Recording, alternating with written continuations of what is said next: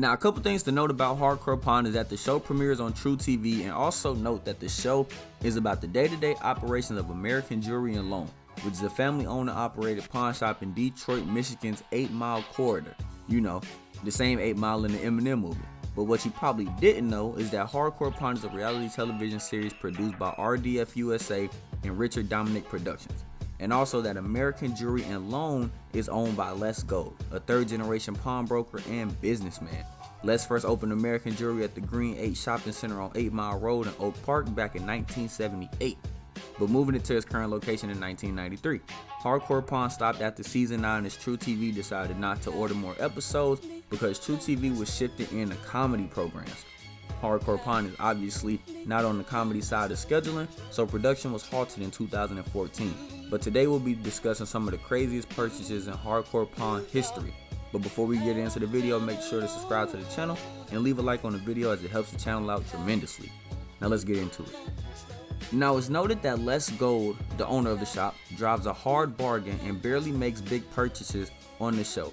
But every once in a while, Les and his kids couldn't resist spending more on specific items that they were offered. In the season 6 episode, Seth's Big Bets, a customer entered American Jewelry and Loan looking to sell a diamond charm that his father, one of Detroit's most notorious drug dealers named Maserati Rick, had given to him. Basically, man, my father's Maserati Rick. Really? Yeah, man. So wow, that's a piece of Detroit history. Yeah, man. Unwilling to follow the path of his father, Rick Jr. just wanted cash for the charm and was hoping it would be around $7,000.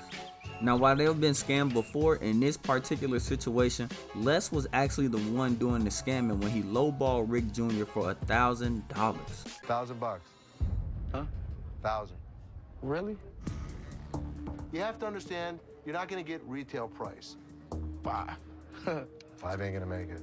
But after stale negotiations, they finally struck a deal at $2,500. Now, when a man comes into American Jewelry and Loan offering Les a 1976 safety-wide Bricklin, the pawn shop owner first confused it with the more popular DeLorean that was made famous back in the 1985 movie Back to the Future. The Bricklin is a lot more rare to the show and only on the market because there's only 17 titled Bricklins ever existed in the United States, with this one only totaling 29,500 miles in its entitled life. Les was obviously interested in purchasing it. Unfortunately, a lot of work had to be done to the Bricklin, included a painted body, set of new tires, and entirely new exhaust, which lowered the car's value drastically. The owner bought it 3 years earlier, but after being fired, he couldn't hold on to it any longer. After Les did some research, he informed the customer that the $30,000 he was asking for was too much, since he found another one for a lot less. However, the owner wasn't that desperate and he passed on the offer of $10,000, and then they came to an agreement to pawn the Bricklin for $7,000. Now, in one of Hardcore Pawn's earliest episodes, the owner Les Gold purchased a 1941 Chevrolet for $5,800, which at the time was one of the show's biggest and riskiest buys.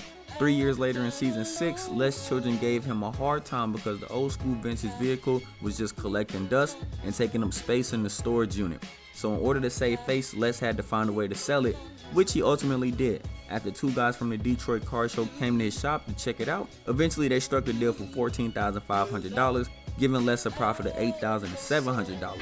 But even with that car going, Seth and Ashley still weren't excited because there were more cars sitting in the back and there's still no space. I got $14,500. But that's all we have in today's video, man. If you enjoyed it, make sure to leave a like on the video and subscribe to the channel for future content like this. We appreciate the support, and we'll see you in the next episode.